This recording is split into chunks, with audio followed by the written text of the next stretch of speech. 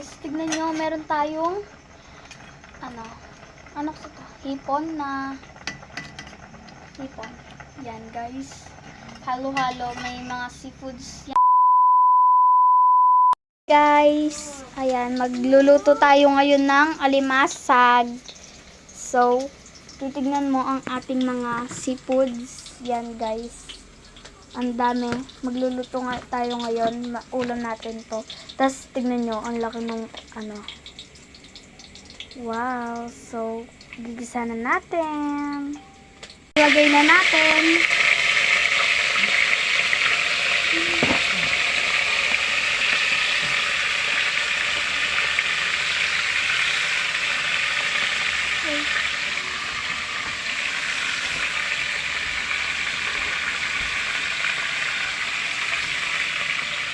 Yan, sisig natin.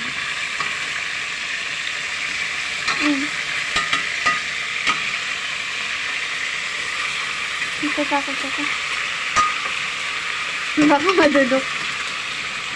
No, marunong tayo. Guys, marunong ako. Guys, aaluin lang natin hanggang sa maluto. Tapos mamaya ilalagay na natin yung mga sangkap niya.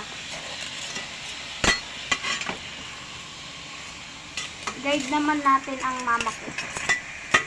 So, yan guys, tatakpan muna natin para maluto. Tapos mamaya lalagyan natin yung sangkap. So, wait lang po.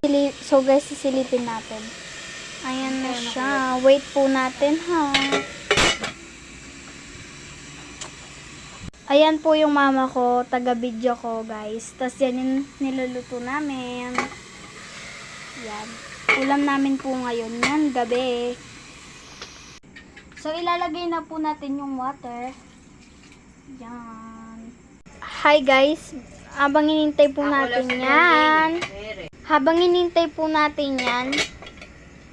Syempre, iaano ko muna po kayo sa mga sangkap namin. Syempre, di mawawala yung mga ganto, tsaka yung mga cheese po natin. So, lalagyan ko na po pala ng magic syrup tsaka asin ang ating niluluto. Dahil, bukas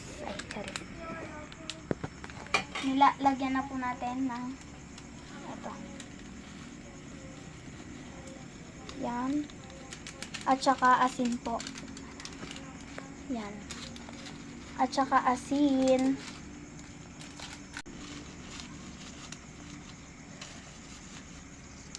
Yan. Asin na po ang next. Wait.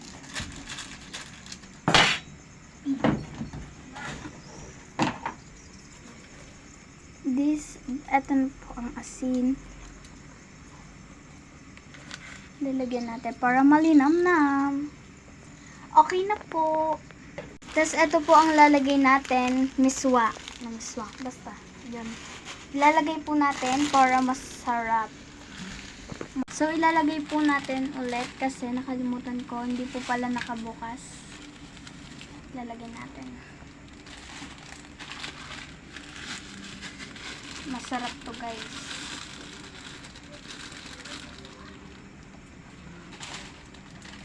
Yan. Tapos pagtapos po nating nalagay, tatakpan po natin. Tapos, wait na lang po natin. I-shake ko po. Para mahalo ang salt tsaka magic syrup natin.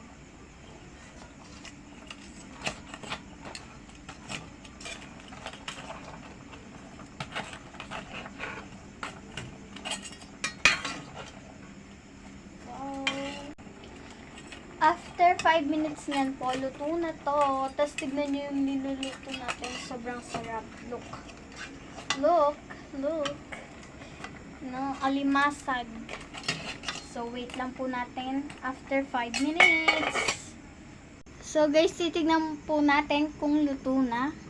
Tapos na po ang ating yan, look. Luto na siya, guys. Tignan nyo, meron tayong